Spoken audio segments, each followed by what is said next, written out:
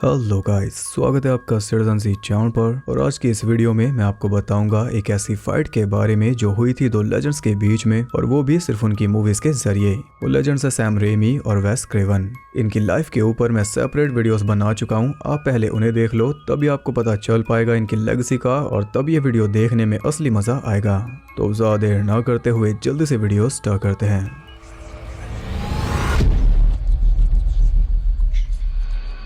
वेस क्रेवन और Sam Raimi दोनों ही दिग्गज फिल्म मेकर्स और दोनों का ही काफी बड़ा नाम है, लेकिन जब ये फाइट शुरू हुई थी तब ऐसा नहीं था। हालांकि तब भी सैम रेमी वेस क्रेवन से 20 साल छोटे थे, फिर भी वो कतराए नहीं, बल्कि शुरुआत सैम ने ही की थी।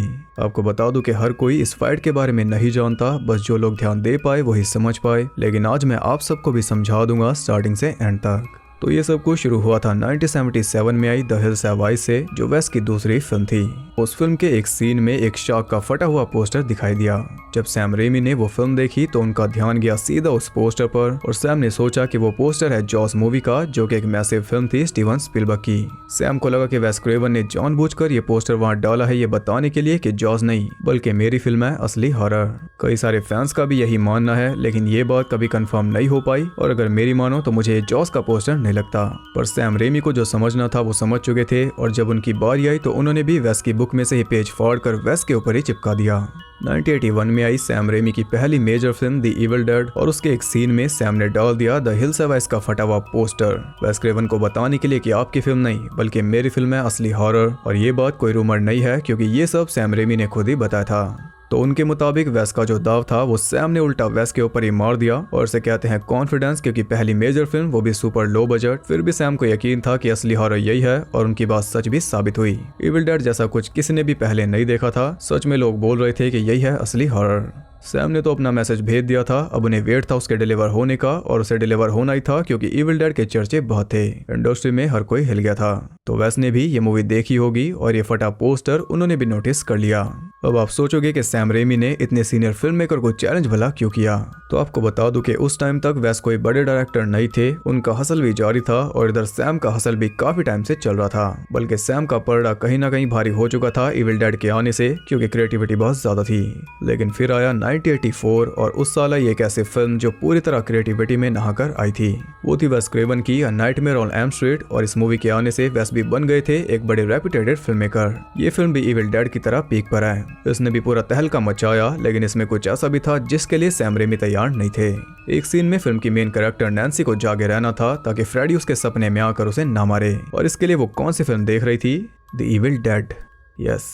अब आप कहोगे कि ये तो सैम के लिए कॉम्प्लीमेंट हो गया कि उनकी फिल्म इतनी डरावनी है जो नैन्सी को सोने नहीं दे रही, लेकिन ऐसा हुआ ही कब? फिल्म देखते हुए उसकी कई बार आंख लग जाती है, तब आखिर में पक कर वो टीवी बंद कर देती है। वेस के साथ पंगा यानी कि काम तमाम।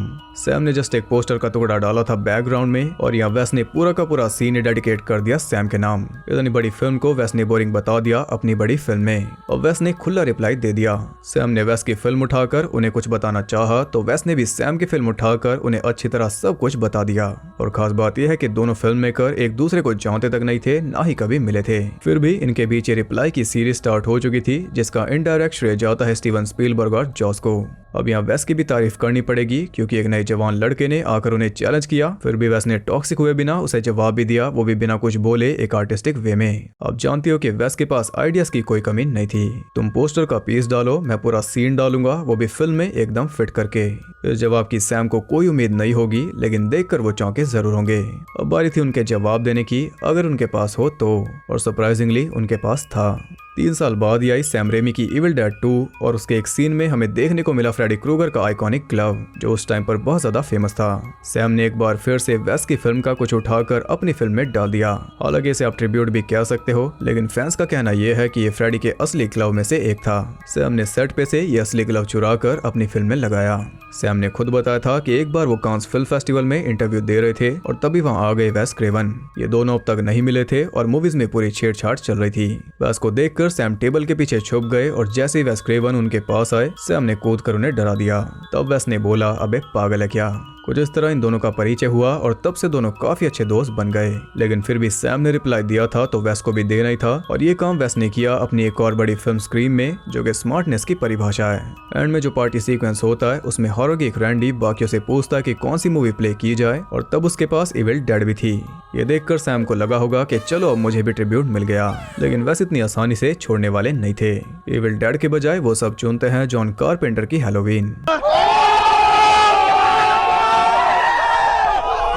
या एक बार फिर वेस ने इविल डेड को बोरिंग बता दिया।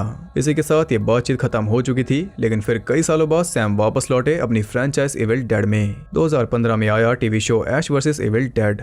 सीजन 1 के फिनाले में ऐश फिर से उसी कैबिन में जाता है एंड गेस व्हाट, फ्रेडी का ग्लव अब भी वहीं पर लटका हुआ था। सैम ने ट्रेडिशन जारी रखा, लेकिन अफसोस ये वाला रिप्लाई वेस नहीं देख पाए, क्योंकि इसके आने से 2 महीने पहले ही उनकी डेथ हो गई थी ब्रेन ट्यूमर की वजह से। इससे सैम भी काफी निराश थे, लेकिन वेस के जाने के बाद अब टाइम आ चुका था इस ट्रेडिशन को एंड करने का। तो सीजन 2 में जब वेस टाइम में पीछे जाता है तो वहां पर हम देख पाते हैं द हिल्स हैव आइज का पोस्टर, लेकिन फटा हुआ नहीं बल्कि अच्छी तरह फ्रेम फुल पोस्टर। इसी पोस्टर के साथ सब कुछ शुरू हुआ था, और इसी के साथ सैम ने सब कुछ एंड कर दिया ये बता करके वेस आपका हॉरर ही असली हॉरर है। कुछ इस तरह ये पूरा सर्कल कंप्लीट हो गया, लेकिन वेस इसे देख नहीं पाए। आई एम श्योर अगर वो जिंदा होते तो हमें और भी स्मार्ट रिप्लाईज देखने को मिलते। इस गेम में वैसे भी वेस का ही पलड़ा भारी रहा, क्योंकि सैम बैकग्राउंड में चीजें डाल रहे थे जबकि वेस खुले में रिप्लाई कर रहे थे पूरा सीन डालकर, और वो भी एकदम घातक। ऐसा कुछ शायद ही कभी आपको सुनने को मिले, लेकिन हम आभारी हैं इन दोनों ही लेजेंड्स के जो इन्होंने इतने हेल्दी तरीके से बातचीत आगे बढ़ाई। और अब ये पूरी बातचीत अमर है, क्योंकि जब तक मूवीज रहेंगी तब तक ये ट्रेडिशन लोग देखते रहेंगे और याद करेंगे कि ऐसा भी कुछ कभी हुआ था। दो नए फिल्म मेकर से लेकर 2 लेजेंड्स तक इन दोनों ने बातचीत की अपनी मूवीज में। जिस पोस्टर को फाड़कर सैम ने ये सब शुरू किया था उसे अच्छी तरह फ्रेम करके एक परफेक्ट वे में पूरा सर्कल एंड कर दिया। तो ये थी वो पूरी फाइट जिसके बारे में हर कोई नहीं जानता, क्योंकि ये विजिबल थी सिर्फ उनके लिए जो देख पा रहे थे। अब आप जान गए कहां से बात शुरू हुई, कैसे आगे बढ़ी और कहां पे खत्म हुई। आई एम श्योर अब आप भूलना चाहो तब भी इसे नहीं भूल सकते। ये सब देखकर हमें भी एहसास होता है कि इन लोगों के दिमाग कितने ज्यादा क्रिएटिव हैं। इनकी चालाकियां देखकर आज भी हम हैरान हो जाते हैं। अपने टाइम में इन सब ने इतने आइडियाज को रोक दिया, तब जाकर आज मूवीज में इतनी आजादी है, नहीं तो मूवीज तो पहले भी बनती थी। इसलिए तो ये लेजेंड्स हैं। तो आप बताइए आपको ये पूरी फाइट कैसी लगी और कौन सा रिप्लाई आपको सबसे स्मार्ट लगा। मेरा तो होगा नैन्सी वाला। अगर वीडियो पसंद आई तो इसे एक लाइक जरूर करना, और अगर ऐसी और भी इंफॉर्मेटिव वीडियोस देखना चाहते हो तो एक कमेंट जरूर करना। इनमें बहुत टाइम और रिसर्च जाती है, लेकिन बदले में रिस्पॉन्स उतना पॉजिटिव नहीं मिलता। अगर आपको पसंद है तो बता भी देना चाहिए, क्योंकि जिन्हें नहीं पसंद वो तो बता ही देंगे। रिस्पॉन्स के हिसाब से ही मैं किसी अगले टॉपिक पर काम करूंगा, नहीं तो मूवीज एक्सप्लेन ही सही। तो ऐसी और इंटरेस्टिंग वीडियोस देखते रहने के लिए चैनल को सब्सक्राइब करके बेल नोटिफिकेशन कॉल पर सेट कर लो, ताकि मुझे वीडियो बनाने की मोटिवेशन मिलती रहे और आपको वीडियोस की नोटिफिकेशन। और ज्यादा कनेक्टेड रहने के लिए आप मुझे इंस्टाग्राम पर फॉलो कर सकते हो, वहाँ आपको बहुत कुछ जानने के लिए मिल जाएगा, और साथ ही बाकी जगहों पर भी जिनके लिंक्स आपको नीचे मिल जाएंगे। तो मैं मिलता हूँ आपसे अगली वीडियो में, तब तक के लिए सबको बाय।